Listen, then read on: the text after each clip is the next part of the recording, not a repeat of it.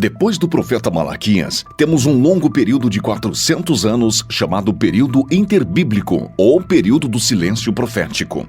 Nesse tempo foram escritos os livros históricos religiosos não canônicos, os livros apócrifos. Também foi traduzido o Antigo Testamento do hebraico para o grego, dando à luz a famosa versão denominada Septuaginta. O Império Medo-Persa caiu nas mãos do Império Grego liderado por Alexandre, o Grande. Após conquistar várias nações e reinos, Alexandre morreu precocemente aos 33 anos de idade, sem mais terras para conquistar. Ele expandiu poderosamente seu império, disseminando a cultura helênica e a língua grega, o que se mostrou útil mais tarde para a divulgação rápida e sem fronteiras do Evangelho. Com a morte de Alexandre, o reino foi dividido entre seus 4 generais, destacando-se o domínio de Ptolomeus no Egito e dos Seleucidas na Síria, que estiveram frequentemente em conflito. Israel foi ora dominado por um, ora por outro. Nessa época, Antíoco Epifânio ultrajou os judeus sacrificando um suíno no altar do Templo de Jerusalém, o que foi considerado uma abominação por eles. Esse fato deu início à Guerra dos Macabeus, vencida por Judas Macabeu após derramamento de muito sangue. Mais tarde, aos 63 anos antes de Cristo, Pompeu conquistou Jerusalém e os romanos passaram a dominar Israel.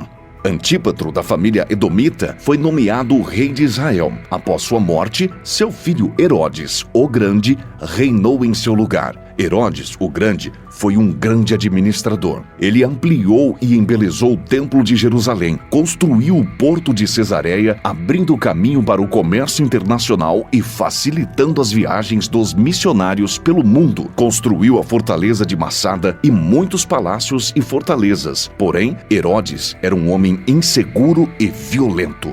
O medo de perder o trono o atormentou durante toda a sua vida. Casou-se 10 vezes e teve muitos filhos. Quando se casou com Mariana, mulher da nobreza, mandou matar todos os nobres da sua família, com medo de perder o trono. A pedido de sua sogra, nomeou Aristóbulo, seu sobrinho, com apenas 17 anos de idade, como sumo sacerdote de Jerusalém. Mais tarde, ao ver que este conquistava a simpatia do povo, mandou matá-lo. Sua sogra, com medo, fugiu para o Egito, mas Herodes enviou seus emissários atrás dela para matá-la. César Augusto o chamou a Roma por causa das suas atrocidades. Antes de ir, porém, mandou matar sua esposa, Mariana, com receio de que ela conspirasse contra ele na sua ausência. Mais tarde, enviou 2 de seus filhos a Roma para estudarem. Sua irmã, Salomé, insinuou que eles voltariam mais preparados para assumir o trono. Herodes não hesitou e mandou estrangular os 2 filhos. Antes de morrer, fez sua irmã Salomé jurar que mataria pelo menos um nobre de cada família de Jerusalém, porque queria luto em seu funeral. Esse foi o homem que ficou alarmado quando soube pelos magos que um menino havia nascido em Belém da Judeia para ser rei de Israel. Depois que Herodes, o Grande, morreu, por volta do ano 4 a.C., seu reino foi dividido entre 4 de seus filhos. Arquelau, um dos filhos de Herodes, reinava sobre a Judeia, Samaria e Idumeia. Este foi um péssimo rei. Os judeus, por fim, pediram aos romanos que retirassem-o do cargo. Roma, preocupada com os constantes problemas na Judeia, instalou ali um procurador ou governador romano. Assim, os romanos começaram a governar diretamente a Judeia. Neste momento, Pilatos era o governador. Essa catastrófica situação estatal e política em que o povo de Deus se encontrava sob o poder odioso dos herodianos e à mercê da escravidão do domínio romano fez com que se manifestasse como nunca antes uma esperança política pelos dias, um grito de libertação e redenção da servidão ímpia. Foi então, nessa época, que Jesus, na plenitude dos tempos, cumprindo as profecias bíblicas, nasceu em Belém da Judeia. O Verbo se fez carne e tabernaculou entre os homens. Ele habitou entre nós, cheio de graça e de verdade. Ele vestiu pele humana, calçou as sandálias da humildade, pisou o nosso chão, comeu o nosso pão, bebeu a nossa água, sentiu a nossa dor, chorou as nossas lágrimas e carregou sobre o seu corpo, no madeiro, os nossos pecados, e ressuscitou em glória para a nossa justificação. Tanto a cultura helênica quanto a romana se uniram à contribuição dos judeus na vinda do Messias ao mundo. Quando Jesus nasceu, a Palestina estava sob o domínio de Roma, e com a perseguição de Herodes o Grande, José e Maria fugiram com o menino Jesus para o Egito. Lá permaneceram até a morte do impiedoso rei. Então voltaram do Egito e se fixaram em Nazaré, cidade onde haviam morado anteriormente. Ali, Jesus cresceu como filho de um carpinteiro. Aos 30 anos de idade, deu início ao seu ministério, sendo batizado no Jordão por João Batista, identificando-se assim com os pecadores aos quais veio salvar. Ali no Jordão, enquanto Jesus orava, os céus se abriram e o Pai falou: "Este é o meu Filho amado, em quem me comprazo."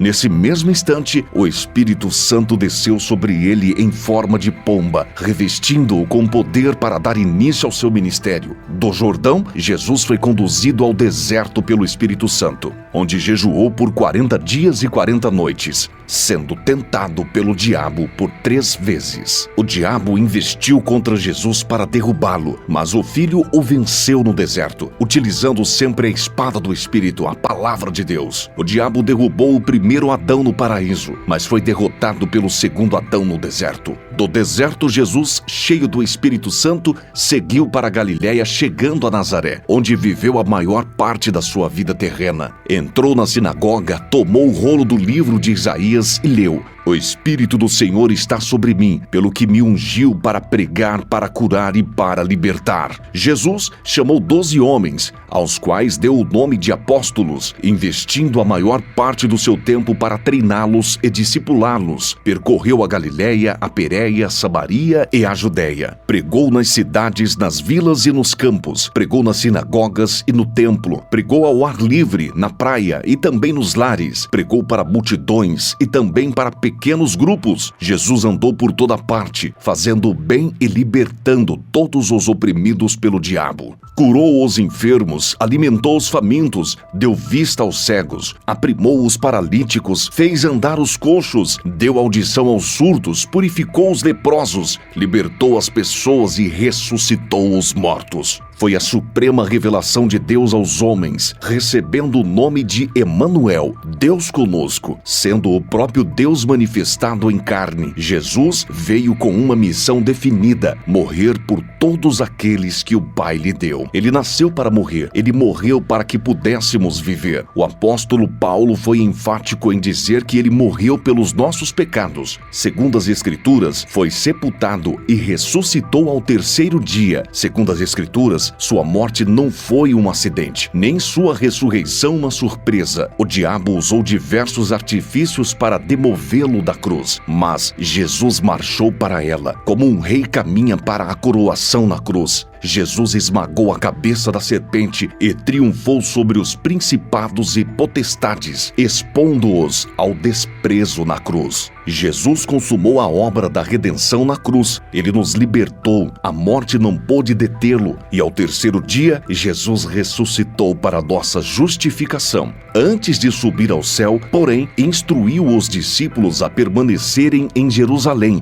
aguardando a promessa do Pai até que fossem revestidos do poder. Em Atos, capítulo 1, versículo 8, Jesus fala sobre a capacitação do poder dada pelo Espírito Santo e dá também a estratégia de ação a ser seguida para testemunharem tanto em Jerusalém como em toda a Judéia, Samaria e até os confins da terra. Depois do Pentecostes, a igreja explodiu em Jerusalém, num crescimento espantoso, com multidões sendo convertidas e agregadas a ela. O crescimento e a expansão da igreja de Jerusalém são registrados por Lucas até o capítulo 7 do livro de Atos. Como a igreja ainda estava limitada à Judéia, Deus enviou uma perseguição contra ela e os crentes foram dispersos, levando a palavra por onde iam. Assim, Felipe chegou a Samaria, quebrando os muros da inimizade e pregando ali o evangelho com poder, enquanto o povo se alegrava ao ouvir e ver as obras que Deus fazia. Por intermédio de Felipe, o diácono pregador falava e fazia, pregando aos ouvidos e aos olhos pela imposição de mãos dos apóstolos Pedro e João. Os samaritanos também receberam o Espírito Santo. O evangelho se espalhou para além das fronteiras de Israel com a conversão do perseguidor da igreja, Saulo de Tarso, no caminho caminho de Damasco. Mais tarde, uma igreja gentílica, a igreja de Antioquia, da Síria, tornou-se mãe das missões transculturais. Depois disso, Barnabé e Saulo partiram para a primeira viagem missionária, passando por Pergue, Derbe, Icônio e Listra, estabelecendo igrejas e construindo presbitérios. Na segunda viagem missionária, Paulo e Silas, por orientação divina, foram para as províncias da Macedônia e Acácia, plantando igrejas em Filipos, Tessalônica, Bereia e Corinto. De Antioquia, da Síria, Paulo escreveu a carta aos Gálatas, Coríntios e 2 cartas aos Tessalonicenses. Na terceira viagem missionária, Paulo visitou a província da Ásia Menor, permanecendo 3 anos em Éfeso, na capital da província, de onde escreveu as 2 cartas à igreja de Corinto. Nessa cidade cosmopolita, com mais de 300.000 habitantes, havia o templo da deusa Diana, um palácio de mármore 4 vezes maior do que o Partenon de Atenas, uma das 7 maravilhas do mundo antigo. Durante os anos em que Paulo passou na capital da Ásia Menor, igrejas foram plantadas em toda a província, como as de Esmirna, Pérgamo, Tiatira, Sardes, Filadélfia, Laodiceia, Colossos e Hierápolis. Devido à fome que assolou o mundo no tempo do imperador Cláudio, os judeus foram expulsos de Roma, conforme registrado no livro de Atos, capítulo 18, versículo 2. Paulo, então, organizou uma grande coleta entre as igrejas gentílicas para ajudar os pobres da Judéia. Ao embarcar rumo a Jerusalém, comunicou aos presbíteros de Éfeso que de cidade em cidade o que lhe aguardava eram cadeias e tribulações. Não obstante, não levava em conta sua própria vida para cumprir seu ministério de anunciar o evangelho da graça de Deus. Antes de embarcar para Jerusalém, escreveu sua mais robusta epístola, a Carta aos Romanos, onde compartilhou seu desejo de visitar a capital do império e repartir com a igreja a palavra, sendo por ela enviado até a Espanha, mesmo levando significativa ajuda financeira aos pobres da Judéia. Paulo foi preso em Jerusalém e dali transferido para Cesareia, onde foi acusado durante 2 anos pelos judeus sob a égide dos governadores Félix e Festo.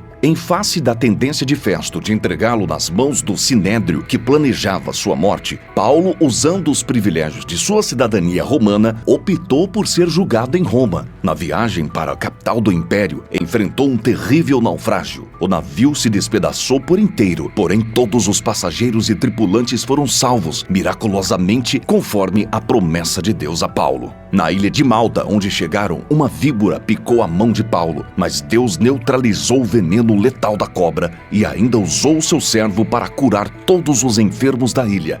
Assim, os malteses enviaram Paulo a Roma, com todas as suas necessidades supridas. Ali permaneceu preso durante 2 anos em uma casa alugada. Dali, Paulo evangelizou a guarda pretoriana, estimulou os crentes a trabalhar e escreveu cartas para Efésios, Filipenses, Colossenses e para Filemon. Após esse período, Paulo foi liberado da prisão e então escreveu a primeira carta a Timóteo e a carta a Tito. Mas, a partir do ano 64, a perseguição à igreja, em vez de ser religiosa, passou a ser política e Paulo retornou à prisão, sendo encerrado numa masmorra, um porão subterrâneo, escuro, úmido e insalubre. No dia 17 de julho do ano de 64, a cidade de Roma, com mais de 1 milhão de pessoas, foi incendiada. Nero, o imperador vestido de ator, subiu para o alto da Torre de Macenas, de onde assistiu ao espetáculo horrendo das chamas devorando a cidade. Foram 7 noites e 6 dias de incêndio. Quando as chamas apagaram,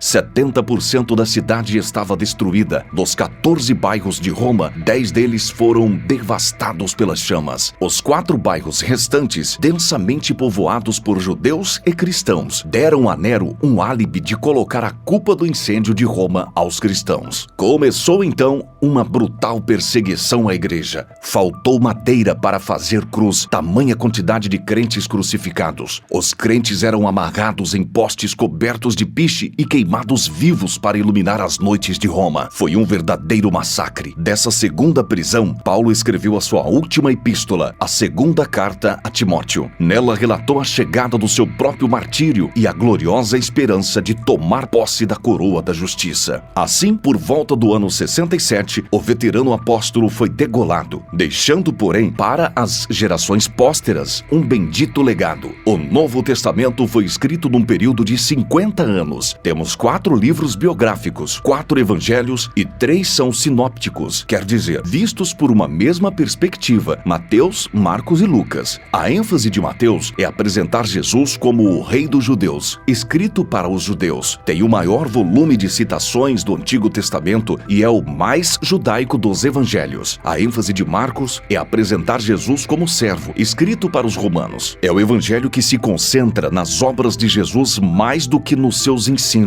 O evangelho de Lucas enfatiza Jesus como filho do homem, escrito para os gregos por um médico gentil, historiador e viajante. Tem como propósito apresentar o retrato de Jesus como o homem perfeito. Por isso, Lucas é o evangelista que mais fala da vida de oração de Jesus e do seu ministério realizado no poder do Espírito Santo. João, já no final do primeiro século, para refutar o gnosticismo, uma perniciosa heresia que negava a divindade de Cristo, com uma abordagem diferente dos demais, prova que Jesus é verdadeiramente Deus e verdadeiramente homem. João selecionou 7 milagres operados por Jesus e 7 declarações "Eu sou", provando que ele tem os mesmos atributos de Deus e realiza as mesmas obras dele. Temos no Novo Testamento ainda um livro histórico, o livro de Atos, que narra os fatos relacionados à igreja primitiva, desde o seu nascimento até a sua expansão à cidade de Roma. 3 igrejas lideraram esse avanço: Jerusalém, Antioquia e Éfeso. 4 províncias do Império foram alcançadas: Galácia, Macedônia, Acácia e Ásia Menor. O livro de Atos não tem conclusão, pois a história da igreja continua. Nós somos herdeiros e continuadores da igreja que nasceu no Pentecostes. Temos também as cartas do apóstolo Paulo às igrejas de Roma, Galácia, Efésio, Filipos, Colossos e Tessalônica, bem como suas cartas pessoais a Timóteo, Tito e Filemon. Temos outra carta enviada aos judeus que estavam sendo tentados por causa da perseguição a retroceder na fé, que é a carta aos Hebreus, de autor desconhecido. Temos ainda as cartas gerais escritas por Tiago, Pedro, João e Judas. Finalmente, temos um livro escatológico, o Apocalipse, que narra a vitória triunfal de Cristo e de sua igreja, escrito pelo apóstolo João na ilha de Patmos, por volta do ano 96. Espero que você tenha aprendido sobre essa história. Deus abençoe a sua vida. Se você ainda não aceitou a Jesus como seu Salvador, ainda dá tempo. Arrependa-se. Ele pode mudar o seu futuro, a sua história. Ele pode tirar de você toda a tristeza, toda a solidão e te proporcionar o que você mais precisa. Deus te abençoe.